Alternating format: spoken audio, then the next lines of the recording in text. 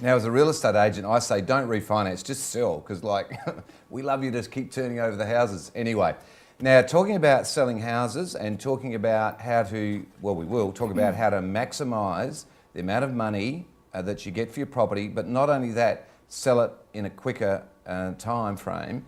There is a lot of tricks to the trade, and one of the most important things, apart from picking your real estate agent and your marketing, is how the property looks. Now today we're going to focus on how your property can be presented to make you a lot more money, and I'm not talking about just 5 or 10,000. It can make a huge difference to the end sale price and how easily the sale occurs. And there's some experts in the field that we have a lot to do with, and one of my friends, and we have a bit of fun with each other, is Ros Brebner from Presenting Beautiful Homes. Welcome, Ros. Hi, Anthony. Now, Ros, you love doing this sort of thing, don't you? Fantastic job. Yeah. Thank you. So welcome to the show. Now tell me about some of the tricks of the trade. In particular, when you get invited into a property, can you think of the most extreme example of where you've done a makeover and what sort of things you encountered and did? There was one where the woman was very unwell. She had an incontinent cat that died whilst we were doing up her property, and we found a nest of mice in the house as well. Oh, yuck. So that involved a new carpet painting and helping her furnish the property. And well, at the time she had to stay in the house, but she was most unwell, and she had a problem with alcohol, which was challenging. Okay, so did you have to, the sort of things you have to do is put the alcohol away? Well, I can't do that. We can recommend other things that should be put away, but we didn't talk to her about her drinking problem at the time, Anthony. Okay, so what's a typical example? You arrive at a house, there's usually stuff everywhere. Yes. What are the first few big things that you can do, just in a normal house without spending any money to make a big difference? Okay, so for most of our clients, I would say 90% it's decluttering, an exercise in packing away and tidying up each room to make sure that they are more open and spacious. Also cleaning, really thorough spring clean everywhere, carpets, windows, bench tops, bathrooms. The house must sparkle for an open inspection.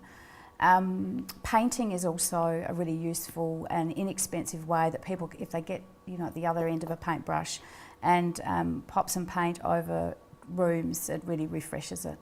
So Ros, we used to have a saying well before home presenters were in existence, that if you paint and gardens are the two things that make the biggest difference. Would that still be the case? I think so. I think also people need to recall when they're looking at houses, when they put their house on the market, what does it look like from the street? When you're in the car with the kids or on your own or whatever, does it appeal from the street? I think a lot of us forget that people will just drive by if it doesn't have street presence and doesn't look wonderful before you even go inside. Now, a classic example that we get all the time is we say, look, you need to get the median strip sorted out, and people say, oh, it's nothing to do with me, that's the council's problem, I pay my rates for that. But when it comes to selling, all those rules go out the door, don't they? Absolutely, and the neighbours, see what's happening next door and approach them gently and sensitively. How do you do that? And, well, How would you do that? Well, sometimes neighbours and rental properties are an issue. So I don't do that. I'd get the vendors to approach them, maybe a bottle of wine or two, just to say how about if I've had vendors suggest and pay for some painting of the perimeter of a property to tidy it up. So you pull up out the front and you see that first of all the median strip needs mowing, bit of watering and so on. Yes. Then you enter the gate and the gate drops away.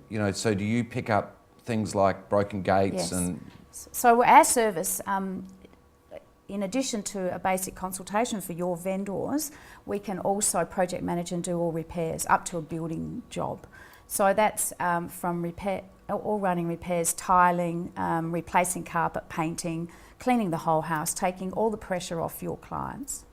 Yeah, so if you're watching this, like if those of you that are looking at selling your property, it's not offensive, is it, to have these guys come through the property, but what can they expect? Let's say, in terms of the cost of it and the timing, an average property that's presented quite well for living in would take how much effort to take it to the next level to actually make an impact, positive impact on the sale? $5,000. About 5? Mm-hmm. And what would you typically get in that?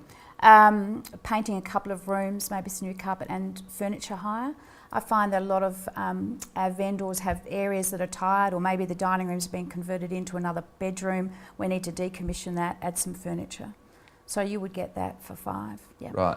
And what about the storage costs, or do most people just pack their own things Yeah, up? we ask that vendors look after that themselves because there are insurance issues and they want access to those items often. Yeah. So we talk about, local storage facilities and the pods that can be delivered to their driveway.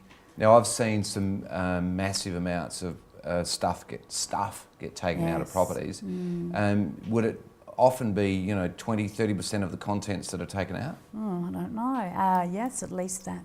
Okay. When I think about it, often.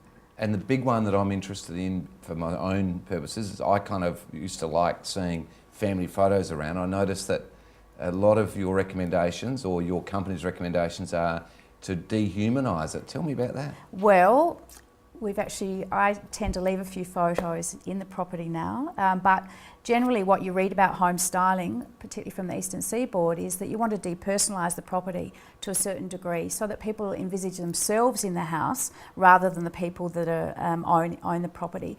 If you leave a lot of personal photos around, people will come in and feel that they're intruding in a house. Right, okay. Well, that makes sense. But I'll leave a couple for you, you know that. Good on you.